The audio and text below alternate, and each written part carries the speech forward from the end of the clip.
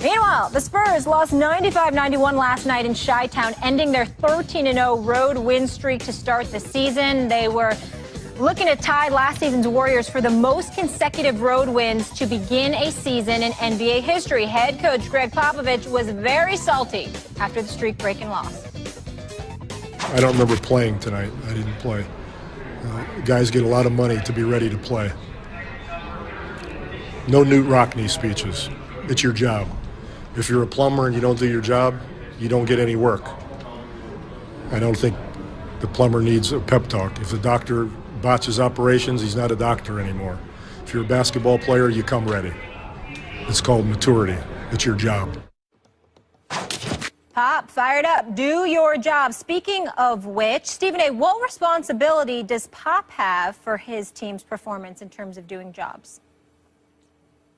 As far as I'm concerned, very, very little.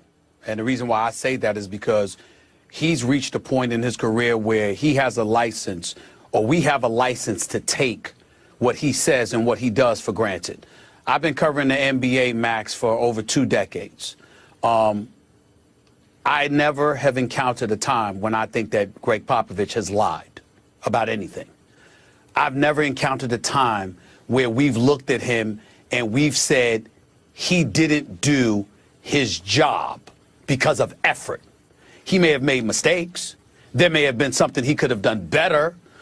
There were times, particularly during the NBA Finals loss to Tim Duncan, you got to remember that rebound that Chris Bosh captured and ultimately gave to Ray Allen to hit that tying 3. If I remember correctly, Tim Duncan wasn't on the floor. How can that not be? We might have questions about judgment calls from time to time because nobody's flawless.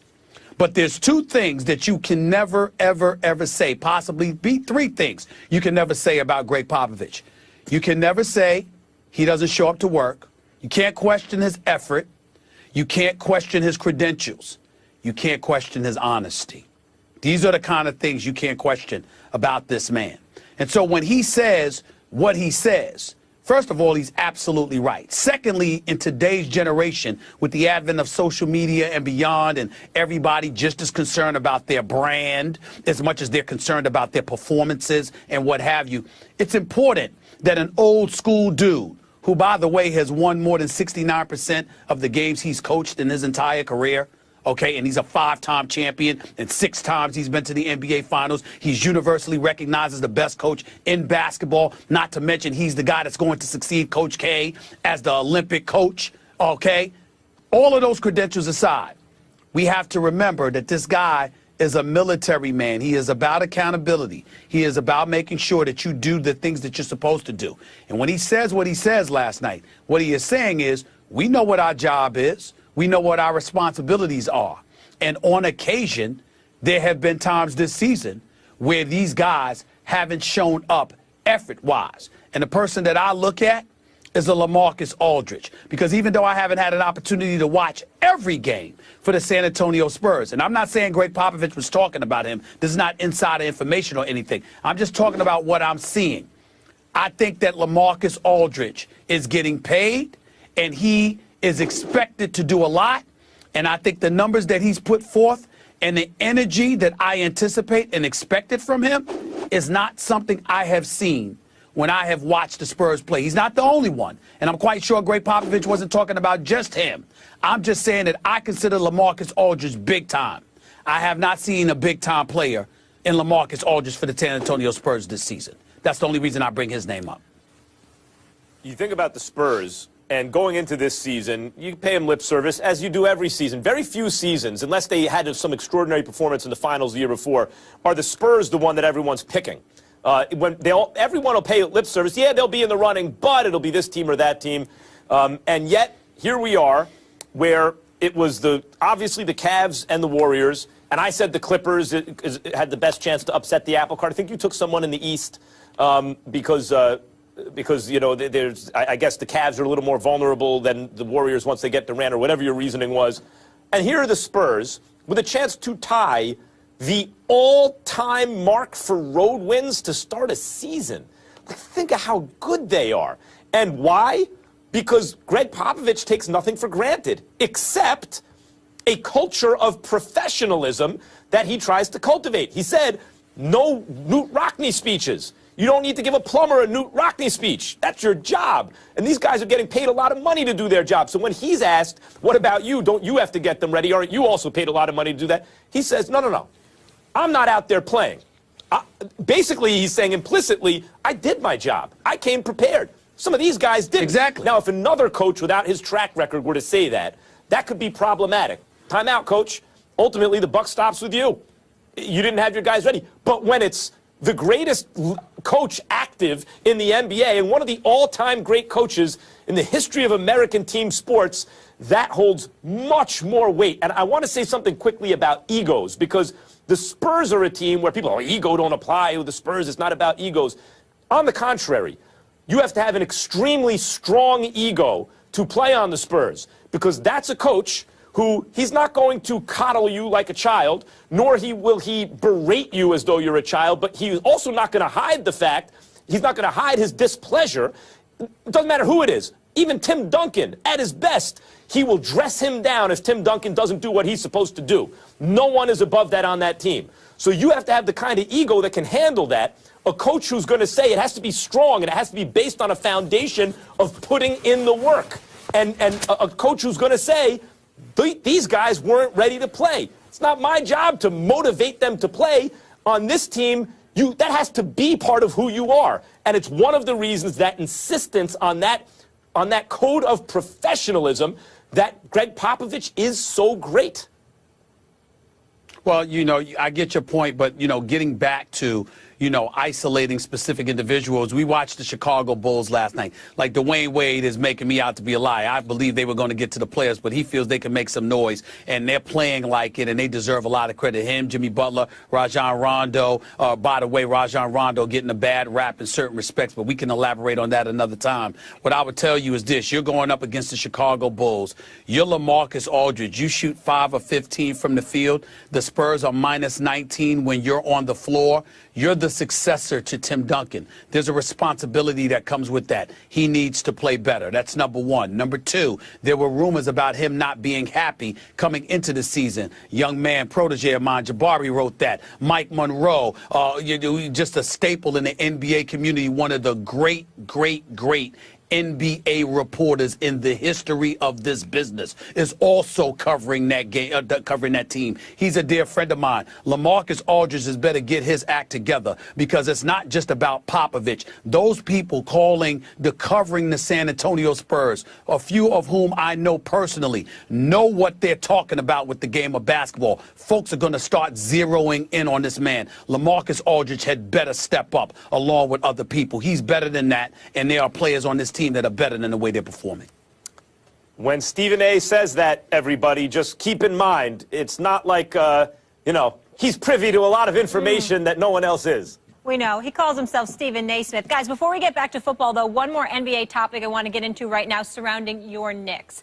Carmelo Anthony hit us with the subliminal tweets last night, first posting this, potentially touching on Phil Jackson's comments. Ego is the only requirement to destroy any relationship. So be a bigger person, skip the E, and let it go. Hashtag stay mellow. Then he hit us with this.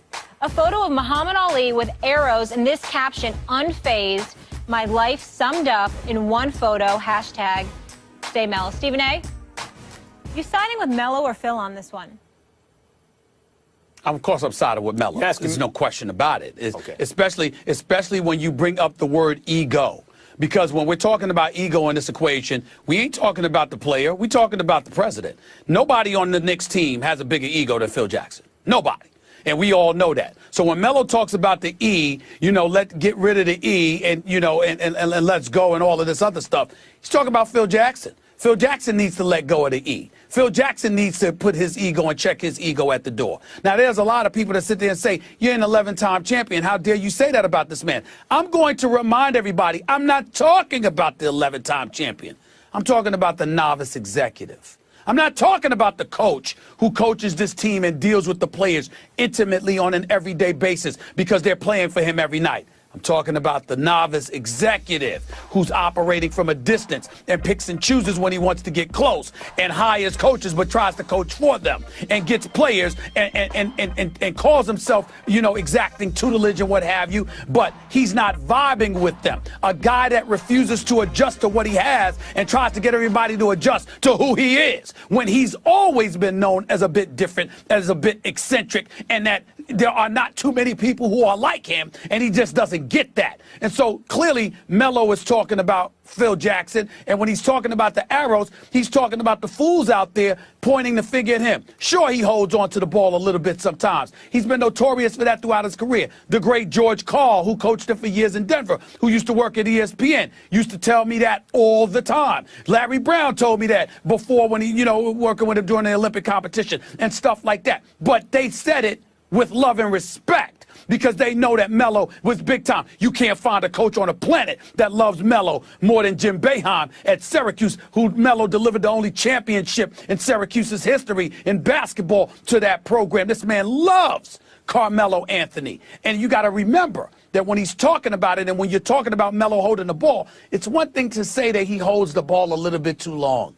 It's another thing to imply that there's selfishness that comes with it. When Melo played on the Olympic with other big-time players, Melo shot the ball more than anybody else. Melo made shots more than anybody else.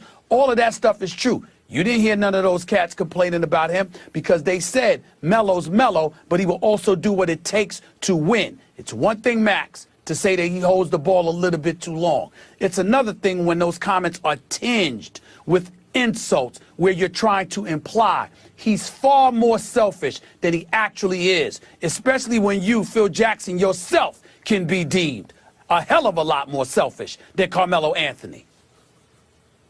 You know, it's interesting in this business, when you say something positive about a player, you're considered pro that player or coach. And when you say something negative about them, you're against them. And I root for Carmelo Anthony. I also think he's an overrated player. And so when the topic of Carmelo comes up, I think there's an expectation among some people who are paying attention, I guess, at least on my timeline, that I'm going to take a shot.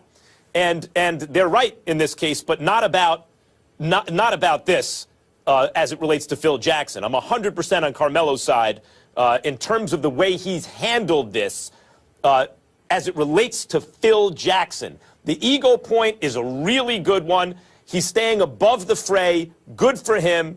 It's a class move. He's an excellent offensive player, and his offense is so good that he's just an excellent player, period. I mean, he's one of the best players in basketball, top 10, top 15, wherever you want to put him. And so I'm with him. I don't love the way he dressed it up as like a phrase from a bad self-help book, but whatever, this is what athletes do.